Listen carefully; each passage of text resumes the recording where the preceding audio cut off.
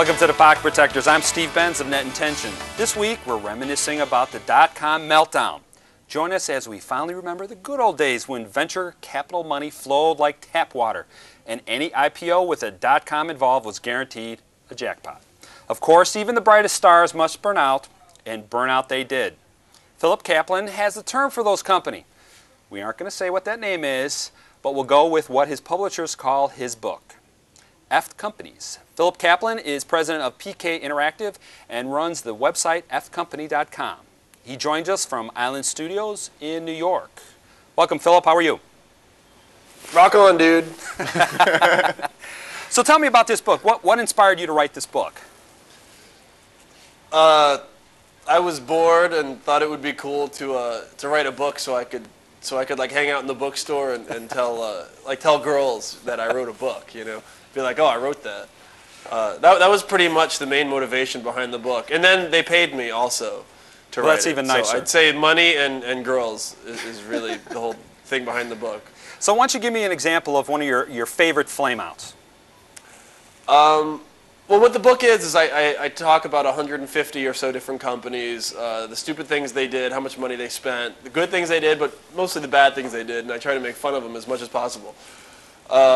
One of the good ones is maybe Swapit.com, which I forget how many millions they went through, but the idea with Swapit was that you would send in, it was kind of like eBay, an auction type or trading type site, but you would physically send them your merchandise. They would give you Swapit bucks, and then you could buy other people's merchandise with Swapit bucks. But if you sent them, say, a CD, you would get 3 Swapit bucks, and then you could buy another CD for 3 Swapit bucks, which meant there was no profit. Their idea was to make money on shipping, and I think I noted in the book that they were the only .com I knew of where people were actually sending them product and they still couldn't stay in business. I think Philip said too it was the warehouse full of Yanni CDs was the business model in the end. Well, that was Jeff Meredith of I Street Magazine. Now, Jeff, do you have... What's up, dude? No, what's up? Now, do you have any ideas, or what are your favorite flameout companies? Oh, one of them that he wrote about was Flues.com, which was an alternative currency. We all remember the Simpsons episode where they buy Duff money upon entering Duff Gardens, and they walk in, and you can't use Duff money here signs are all over the place in the amusement park. Flues is kind of a similar concept. They marketed it as an idea for procrastinating gift givers. You can buy your mom a $25 Flues gift certificate, but you can only use it with the participating retailers, which is, of course, a limited range of 50, and it limits your choices. So Philip said, why have the U.S. Treasury back your currency when you can have Flues? Yeah, there was no point to Flues. It was like converting your money into something less valuable instantly. It's like saying, well, I have $20, but you know what? I'd really prefer 20 Flues. And because Flues, I can use Flues somehow. Alex Brandon of the Net Squad, I'm going to put you on the spot. What did you think of the book?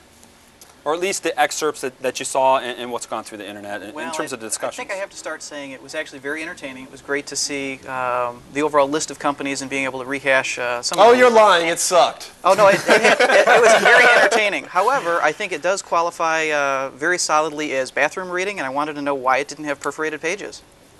When I actually pitched Simon & Schuster for the book, my proposal, the first line of the proposal said, this is a book you would read while, light reading or while defecating. So I'm with you on the bathroom reading. You were thing. It's right definitely on a target. bathroom reading book. The idea is that I write everything in sort of a short, terse, like right to the point. I don't over dramatize or over describe things. I say it like it is. I say it real quick. Now, Philip, you hit 150 companies. How long is it going to be until we see the F Company daily calendar where you've got one on each page? That's a good idea. I've been working on that. I'm also thinking about maybe, I don't know, doing something down the road, maybe hit another industry or something like that. If I don't get killed from this book, we'll see how that works out. Now, Tom Alexander from ePrairie Magazine. Now, looking at Philip, he looks pretty respectable. Not what I thought. He's got the tie on today. Right. It's not certainly what I would have expected. Oh, you mean right now? Right. With the tie and everything. Because I haven't worn pants in like about 2 weeks, so this is my big day out. I'm a programmer. I work at home, but today it was like, all right, I'm going to be here, so Now, are you really wearing spiffed up? Now, are you really wearing pants? Come on. No, I don't wear pants. All right. I mean, sometimes I wear boxers generally. Oh, But now I we're getting don't into really- the Clinton conversation. Right. Nah, I don't want to go down that road. I don't bathe generally or wear clothes. This was big for me. Now, I Tom, even shaved. now, Tom, what did you think of what you read, or at least the site?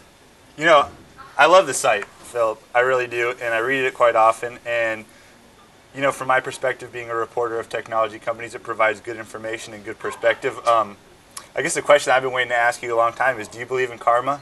Because your whole site is based around these companies failing, and when you try and make a business out of something like that, I just guess I kind of wonder, are there any days when you wake up and kind of think, I really wish I was reporting on something more positive?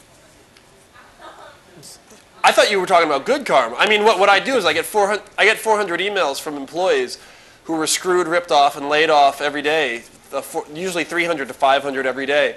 And they beg and plead with me to please post about their companies. And so when I post about these companies, I mean, I'm not hurting anyone.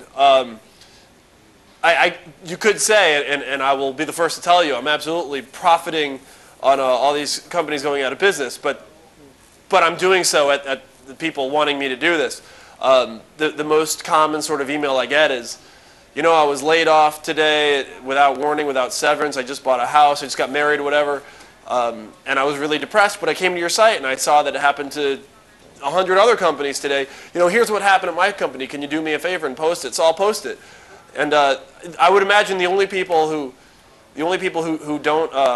probably don't approve of my site are sometimes the CEOs Right. and the executives and the founders and the VCs of these companies who I make fun of. I think I'd probably win a karma contest with most of Right. those guys. Well, let me ask you know? this. At the end of the day, what do you think is sort of causing an environment where you're seeing so many people who end up getting, you know, screwed or getting taken advantage of or finding themselves in a really unfortunate situation? Do you think that it was all